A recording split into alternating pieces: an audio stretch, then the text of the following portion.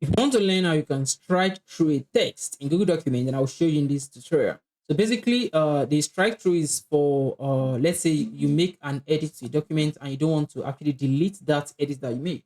So I'm on the Google Documents file now, my productive morning routine, right? So let's say we want to strike through my productive morning routine.